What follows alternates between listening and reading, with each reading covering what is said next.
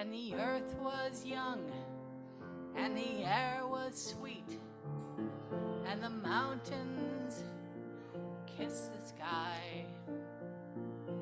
In the far beyond, with its many paths, man and nature live side by side. Pretty wisdom does not come without learning, and revisions not wholly with our eyes. We think that we see all around us, but when we look, do we see with open minds?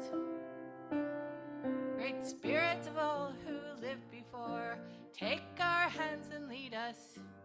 Fill our hearts and souls with all you know. The key to understanding is to see through others' eyes. Find a way to help us see from all sides, truly see from all sides. Teach our children to look deeper than the surface. See the world through another's eyes. For to be blind beyond yourself is to look without seeing. Knowing much is not enough to be wise. To see the wonder in all that we've been given, in a world that's not always as it seems. On the path that we choose, turn every corner, follow on, for another begins. Great spirits of all who lived before, take our hands and lead us. Fill our hearts and souls with all you know. The key to understanding is to see through others' eyes. Find a way to help us see from all sides.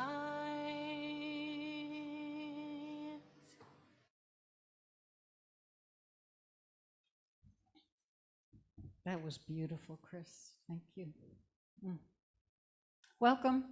I'm Reverend Karen Brammer, minister here of the Unitarian Universalist congregation, and I, on behalf of everyone who is part of this congregation, welcome you if you're here for the first time or if you've been here for many times. If you have been Unitarian Universalists for a long time or you have never stepped into a Unitarian Universalist congregation, we welcome you. We welcome you whatever your path to this place has been.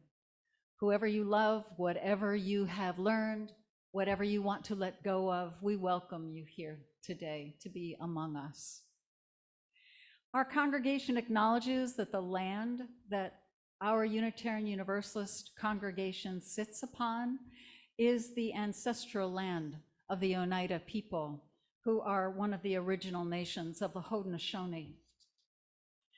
If you're visiting us for the first time today and you would like by video or in person here today, you are welcome, please, to get your name on our mailing list so that we can stay in touch if you would so choose.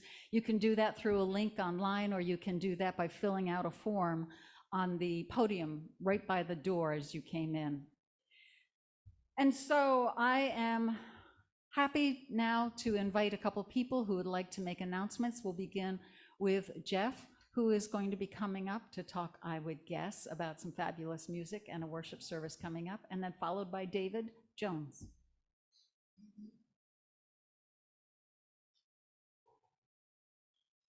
Good morning, I'm Jeff Chard. I am on the worship committee. One of the things that Reverend Karen and those of us who do stuff at the church are always cognizant of is how can we make the church relevant in our lives other than on Sunday mornings. And so I wanted to once again remind you about the residency, the mini residency with Freebo this Saturday and Sunday at the church. First time that we've tried anything like this. Freebo and his musical partner Alice are They tour the country. They're on a never-ending tour, and we were able to squeeze them in from their busy schedules. They're doing a concert that's in your order of service, and they're doing the church service here on Sunday morning, a week from today. So please, it's an experiment on our part. Come and spend the time with Freebo. He's a really enlightened person, and I'm excited. You know, some of you have seen him before, and it'll be really great. So please come on Saturday. Any questions, or if you want to reserve a ticket, see me. Thank you.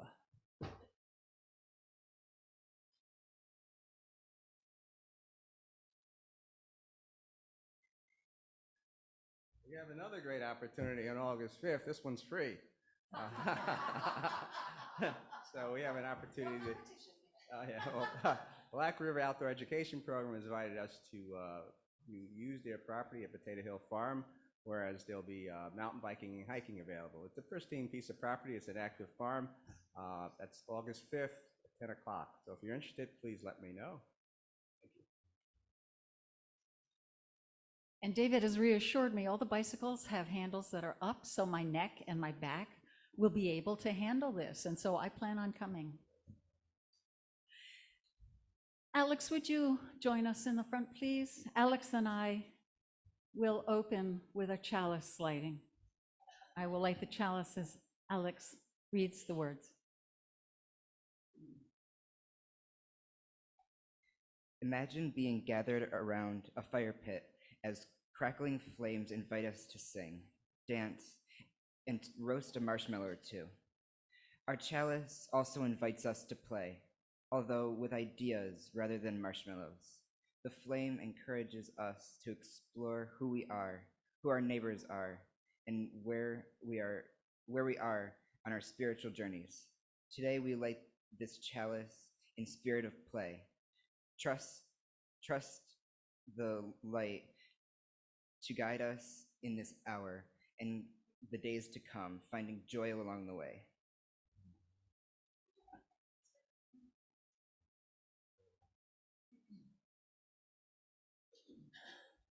One of the hymns is 1028, which is in your blue hymnal, and it's called Fire of Commitment.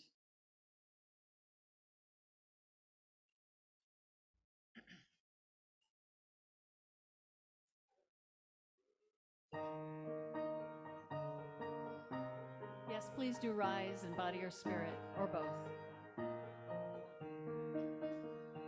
From the light of days remembered burns a beacon bright and clear, guiding hands and hearts and spirits into faith set free from fear. When the fire of commitment sets our mind and soul ablaze, when our hunger and our passion meet to call us on our way, when we live with deep assurance of the flame that burns within, then our promise finds fulfillment and our future can begin.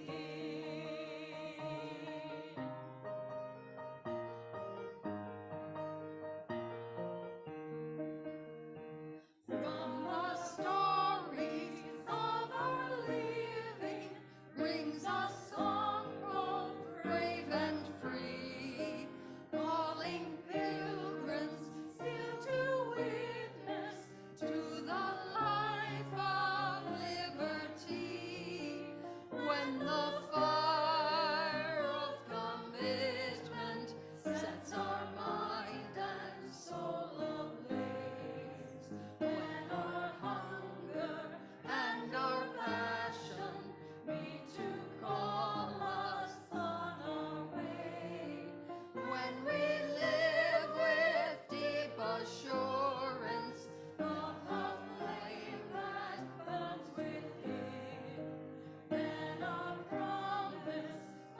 finds fulfillment, and our future can begin.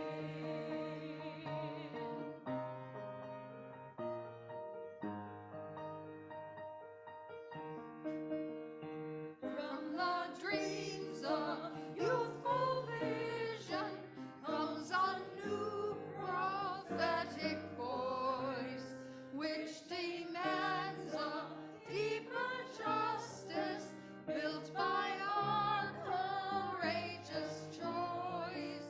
When the fire of commitment sets our mind and soul ablaze, when our hunger and our passion meet to call us on our way, when we live with deep assurance of the flame that burns within, then our promise finds fulfillment, and our future can begin.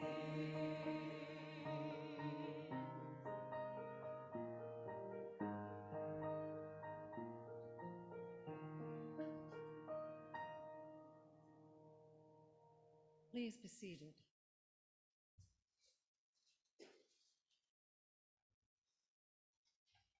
For the call to worship, Alex and I will share reading of lyrics from a Holly Near song that is dear to both of our hearts, and I think to some of yours as well. It's called I Am Open. It begins, there is hurting in my family. There is sorrow in my town. There is panic in the nation. There is wailing the whole world around. I am open and I am willing. To be hopeless would seem so strange. It dishonors those who go before us. So lift me up to the light of change.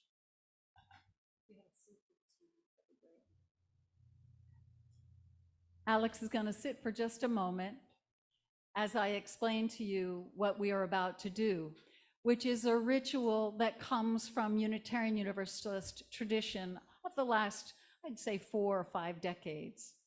And so we do this for any of our young people who are emerging from childhood and being youth and are entering the stage of adulthood, sometimes by going to college, sometimes by going into other work, sometimes by journeying elsewhere.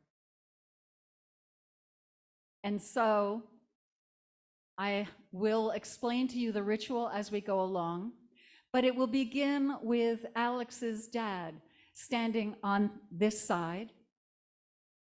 And then in this place of transition and the unknown will be Melissa. And then on the other side, receiving Alex into adulthood will be Melissa, and if willing, her son. Yes? Okay. What did I say? Oh, Melissa's in the middle. Stephanie is on the end. Melissa doesn't have a child, Stephanie does. So now that I've gotten that clear, wow. This is your minister, friends. I move along in different ways. There will be a threshold from one stage into the next that will be represented by beautiful jewelry, that beaded jewelry work that was done by a dear friend of mine, and I'll show that to you now. Please come forward.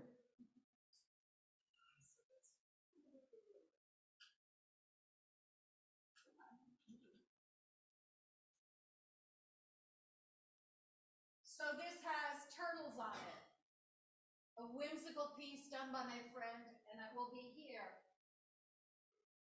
representing the stage of childhood. And here in the center will be Melissa,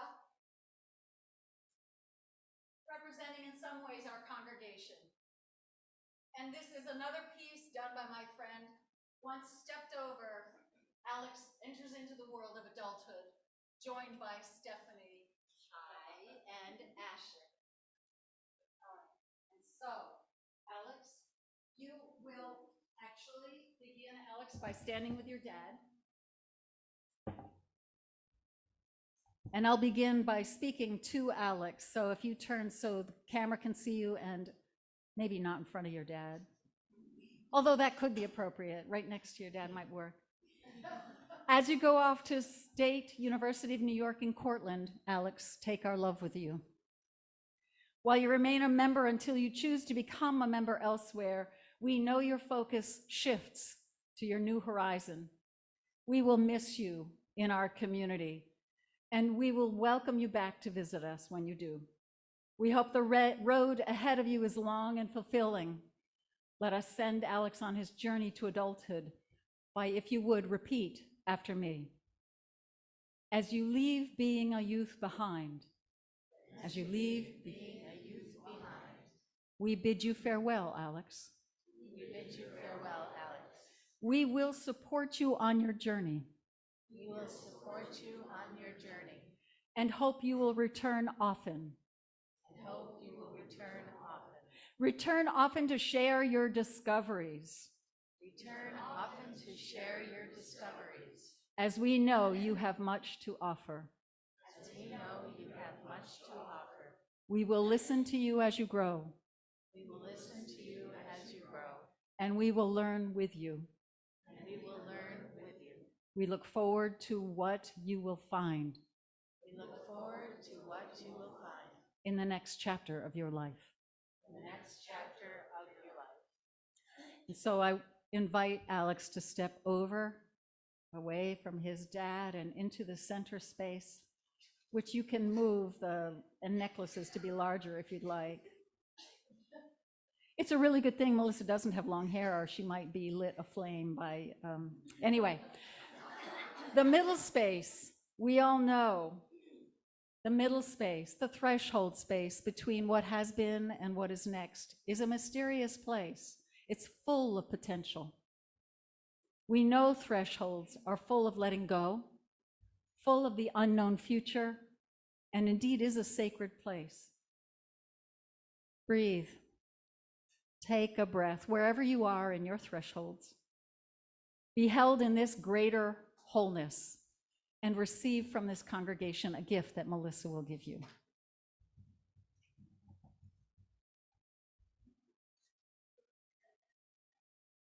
And so we invite you to step over the threshold into adulthood, just like that, just like that.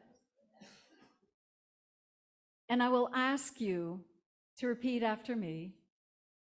We welcome you, Alex. We welcome you, Alex. For what you bring into this next chapter of your life. For what you bring into this next chapter of your life. We embrace you for all that you offer. We embrace you for all that you offer. We know you have insights to benefit us. We know you have insights to benefit us. As we grow too. As we grow too. We as a congregation welcome you. We as a congregation welcome you. Into our next chapter as we evolve also. Into our next chapter as we evolve also. We embrace you here with our love and gratitude for who you are. We embrace you here with our love and gratitude for who you are. Thank you, everyone. And I think applause is actually very appropriate.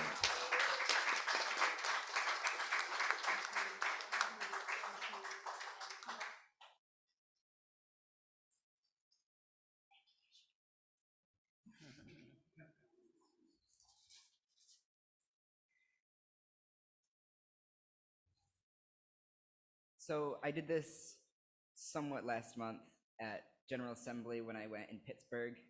There was a ceremony on, I think it was Thursday, called Synergy Bridging Ceremony. And I was invited as one of the people bridging to go to the rehearsal. It was right around lunchtime, and while I was sitting in the youth section, waiting to go over the ceremony, not even with an audience, an amazing realization hit me. I have grown up so much in the past 3 years.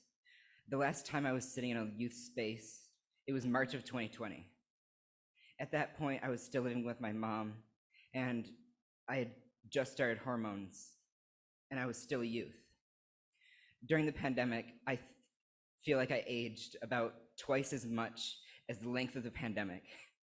I started working, I left my parents' house, I started college, I graduated from both college and high school. And it never hit me. I never gave myself space to look back and realize I'm only 19. I've had so many experiences in the past few years, not all of them the best, but I did have a lot of them on my own with community around me. The one thing that has stayed the same is this congregation. When I bridged at General Assembly, I walked across the stage and said my name and my home congregation. UU Utica is my home congregation. I started coming here in 2019 on and off. The first time I came here, I went with my dad. And the name I wrote on my name tag wasn't the one I'm using today. I came back because I saw people who were like me, people who might not have looked like me, but still accepted me.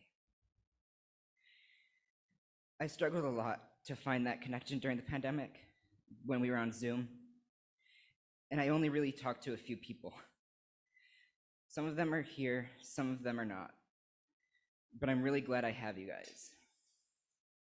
I know that moving forward, I'm not going to have the same level of community in person here, but I'm still going to have the friends that I can reach out to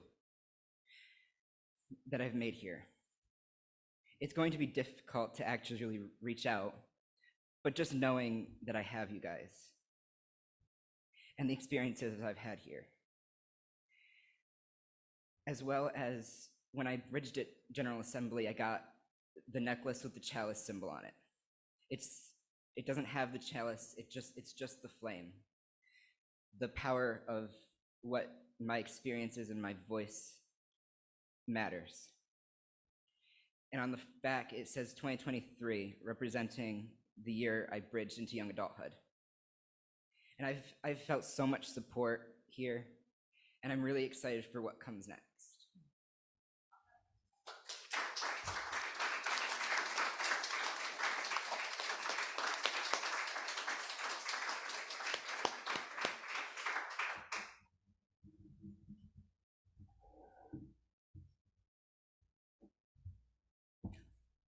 Ooh, lift us all up to the light of change.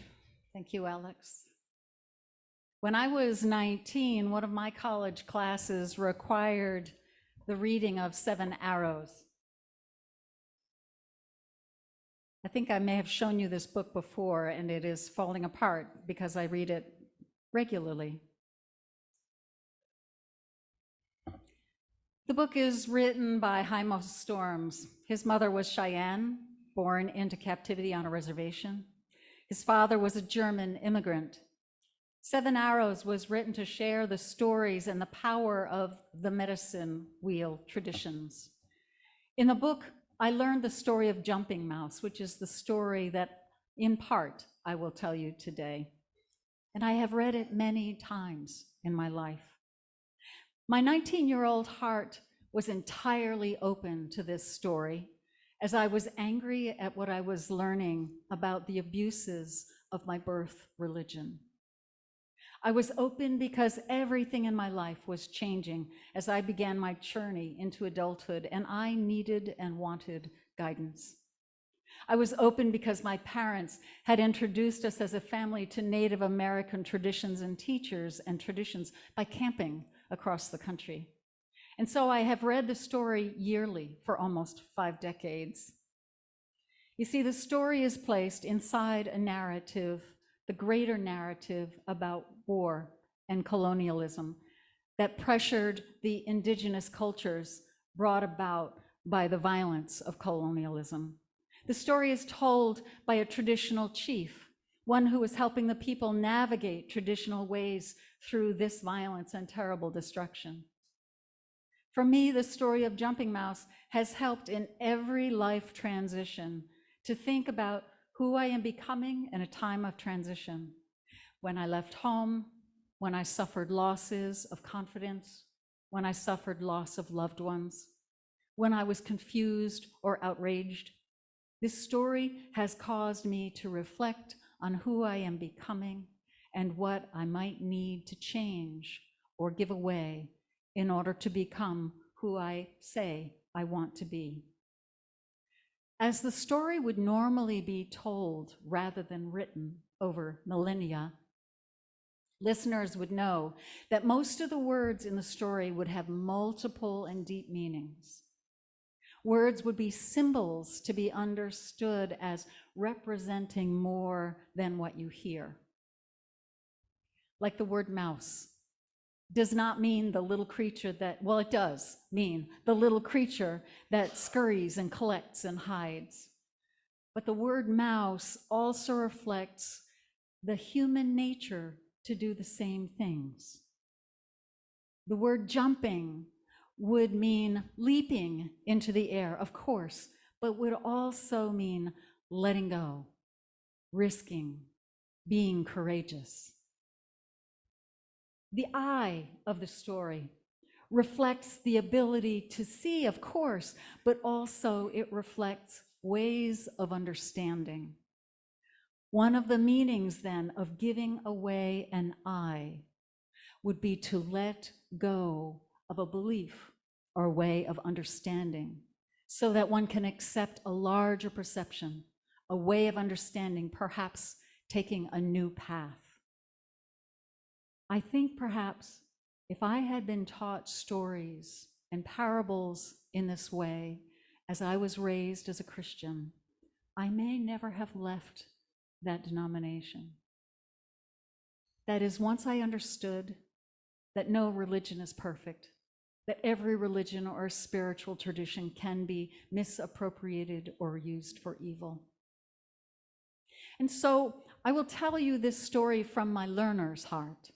I share a very brief version of this story, acknowledging I am not Cheyenne, I am not Indigenous, and I work as a white woman to end colonialism.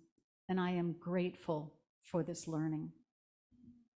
So hear this story, please, as only my reflection of the great and ancient gifts of the stories from millennia of teachers and mentors around the world.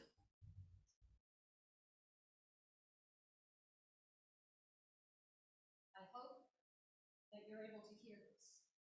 I'm using the little microphone. Yes. Oh, I think it is.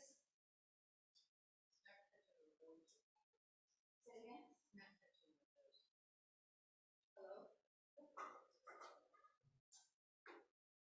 All right, I can adjust. It's okay, Melissa. We can let it go. Let it go.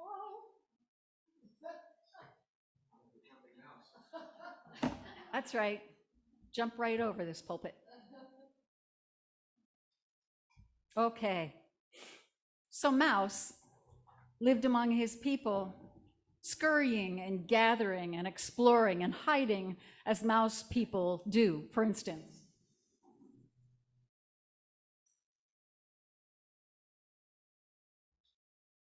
If I were a mouse, this would be my perspective. Yes?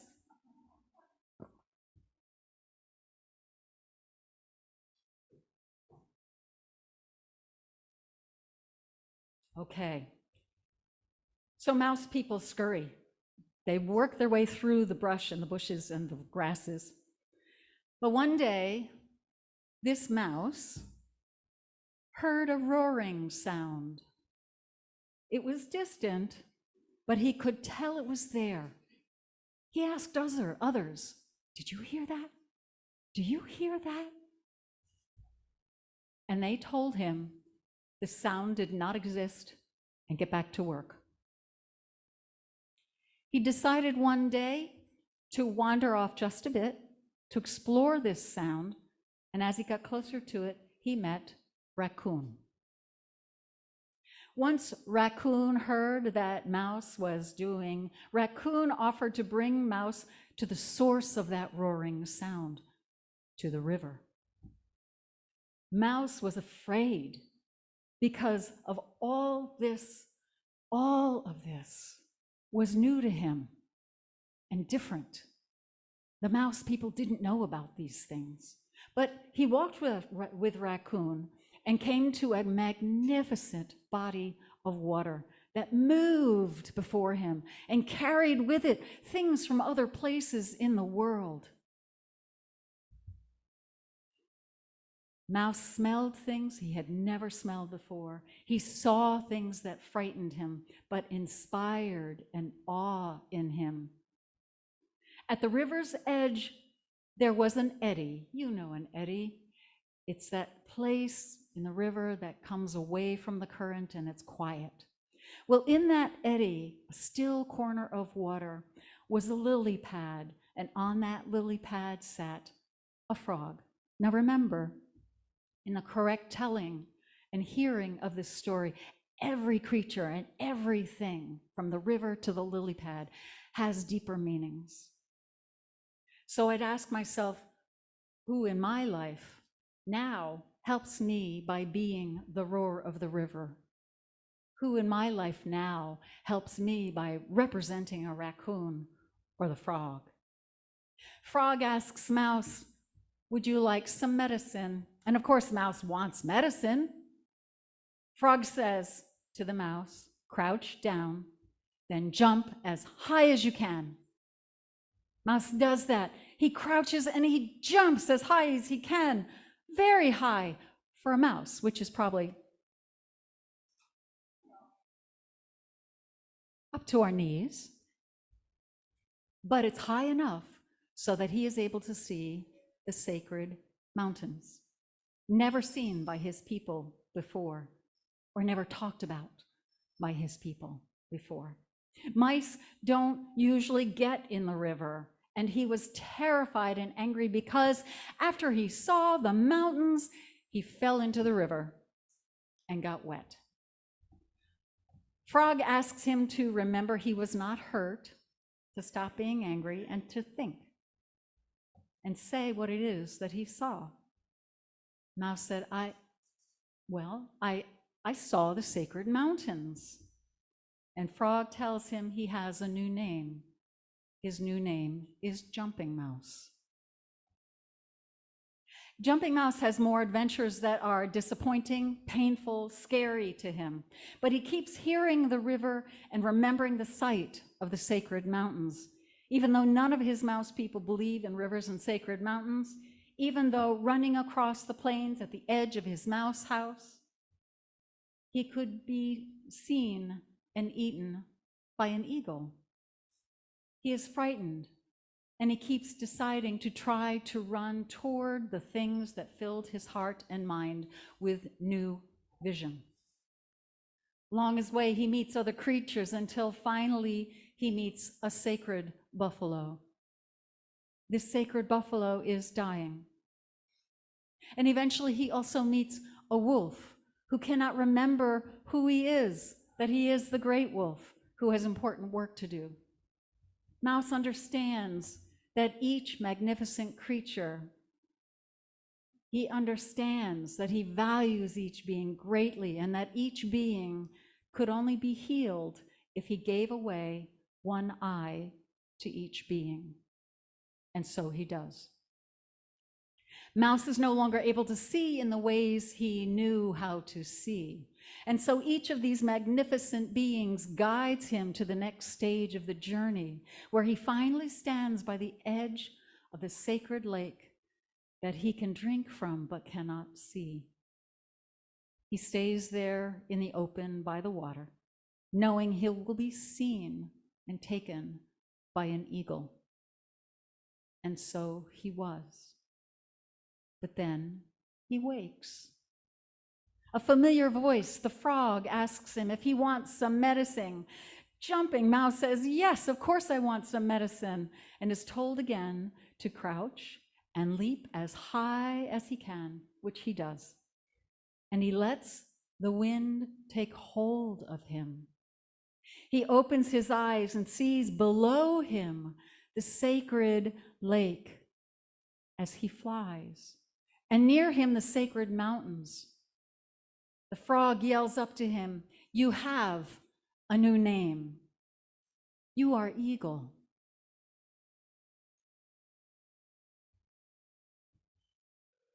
I'm grateful for this and all stories that cause me to see myself in different ways, to see what happens in my life with new perspectives. What role are they playing in my life? This story could be read thinking about the life of this congregation as well. Stories can lift us to the light of change. This wisdom story, like all wisdom stories written or told over time in different religions and cultures, are gifts to learn as our lives change. I wonder what stories you are drawn to. What poetry? The Upanishads? The Jewish year of ritual? The Christian parables? All are wisdom stories. All can be teachers.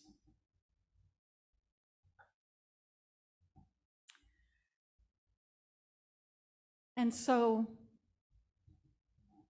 I end this story by asking what it is that you are drawn to hear in story. Where does your ancient wisdom enter your life so that you can perceive your life in new ways, in ways that help you to become who you want to become? The lyrics of this next hymn are very beloved by many, many Unitarian Universalists. And I think one of the reasons is that it is a journey song. It is a journey song that helps you think about yourself in a different way as part of a universe, moving to the unknown. It can be found on 1064, and it's called Blue Boat Home.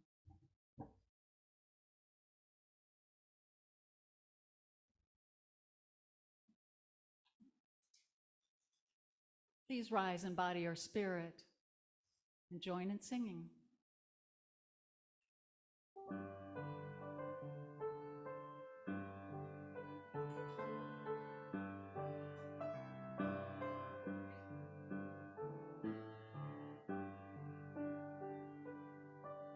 Oh, below me I feel no motion, standing on these mountains and plains, far away from the rolling ocean.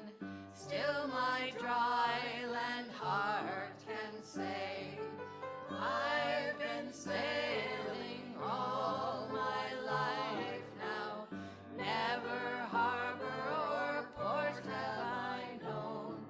The wide universe is the ocean I travel, and the earth is my blue boat home.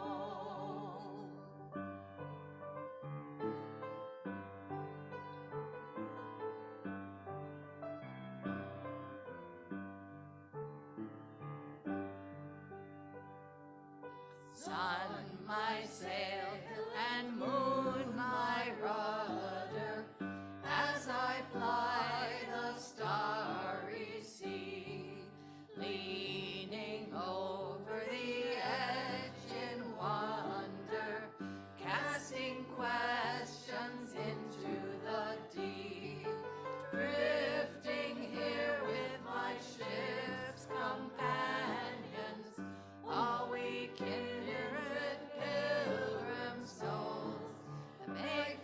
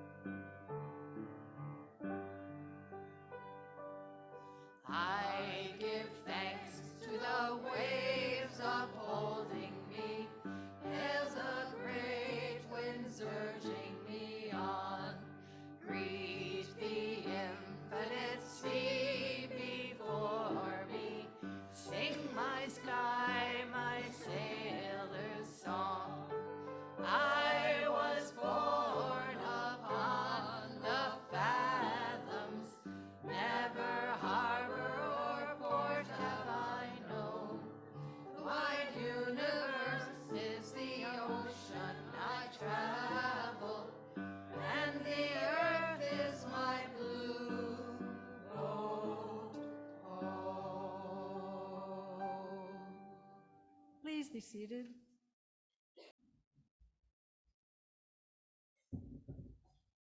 As a meditation, you're welcome to settle yourself in or look out the window or look at your palms or do what is most helpful to you, to know how you are, to be present to what's true for you.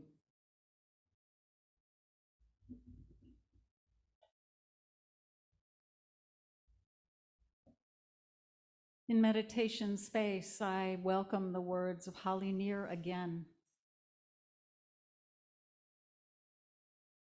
Give us a mighty oak to hold our confusion.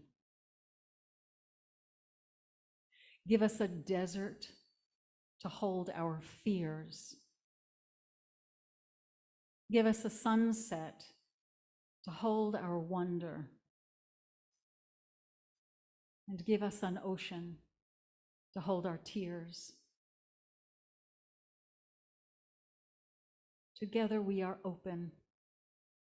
Together we are willing, because to be hopeless would seem so strange.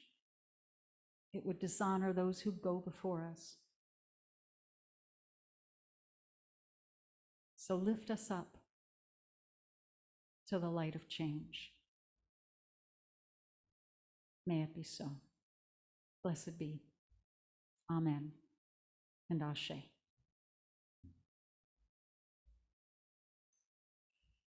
If the ushers would come forward and collect our offerings this morning, these offerings will serve to make real our vision for what's possible in this world.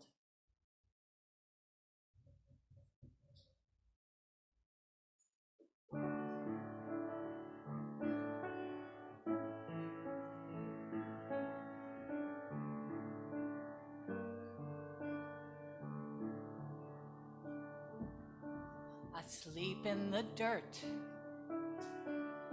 holding a dream of rising again out of the deep, oh, raising a call, bringing a claim to sorrow and laughter, to wisdom and pain. Oh, life will find a way to break through the dust. It will and it must. Life will find a way to sing out its song through all creation.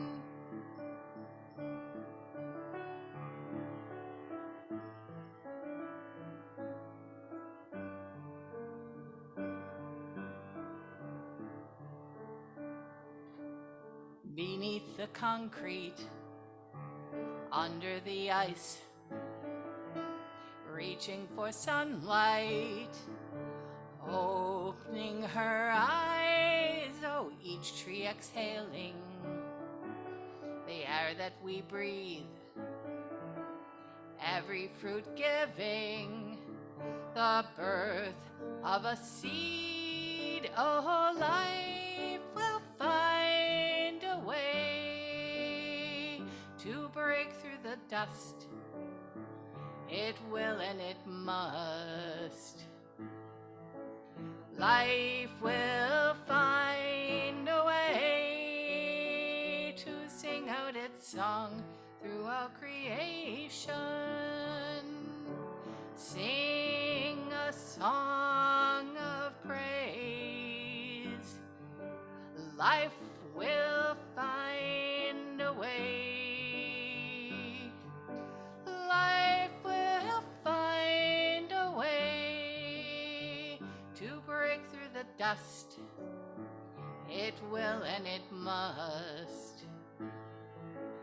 Life will find a way to sing out its song through all creation.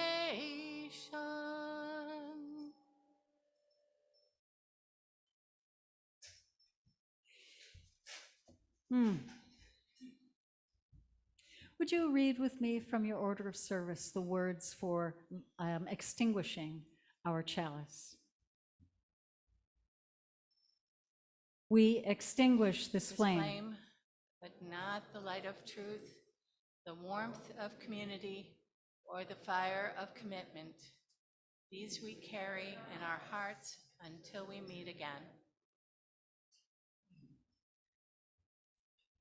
And lastly, again, the words of Holly Near. You know, before I do this, I want to say, for those of you who do not identify with metaphor and story and parable, science is filled with story that many of us go to again and again to see ourselves anew. This, for instance, is a picture of the cosmos taken from the Hubbard. Full of story, full of ways of knowing. And so, Holly Near writes, may the children see more clearly. May the elders be more wise. May the winds of change caress us, even though it may burn our eyes. We are open, and we are willing. To be hopeless would seem so strange. It dishonors those who go before us. And so, lift us up to the light of change. May it be so for us all. Blessed be, and amen. Go ahead, Chris.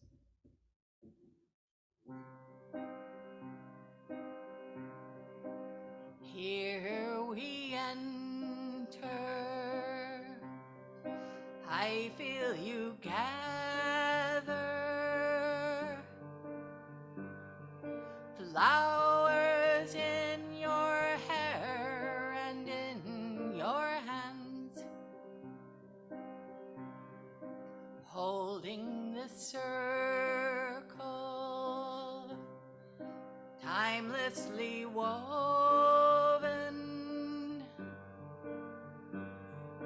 keepers of the invisible kingdom. And I hear you say to me, we are the ancestors. We are the spirit beings of this our land. Lean into us, for we are holding you, weaving the threads of your life and holding your hand. We speak to your soul, we sing through your blood, and we drum through your bones the memory that you've known. You know what your spirit came here for. We are walking you home. We are guiding you home. We are the force that shows the way. We are the light shining upon your path. We are the spirit woven within this all. We are the future, the present, the past. We are the soul lines of the ancestors. We are the light that burns eternal. We are the flaming fire deep within the earth. We are the memory of all of our people. We are guiding and protecting you. are breathing life through you, guiding and protecting you. We are breathing life, breathing through you, guiding and protecting you. We are breathing life through.